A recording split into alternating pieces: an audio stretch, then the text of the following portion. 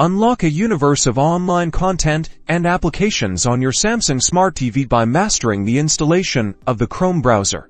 First, grab your Samsung TV remote and press the Smart Hub button. This will take you to the main hub of your TV, where all your apps and services reside. Once you're in the Smart Hub, use your remote's directional pad to navigate to and select the apps icon. This is your gateway to a wide library of applications. Within the App Store, you'll see a search bar, usually located at the top. Select this search bar to begin typing. Using the on-screen keyboard, carefully type in Chrome. As you type, the store will suggest matching results. Look for the official Google Chrome browser. In the search results, it typically has the familiar red, yellow, green, and blue Chrome logo. Once you've found the Chrome browser, select it. You'll then see an install button. Press this button to begin the download and installation process. Your TV will now download the Chrome application. This might take a few moments depending on your internet speed. Once the installation is complete, the Chrome browser icon will appear on your Smart Hub's main screen. Select it to launch the browser.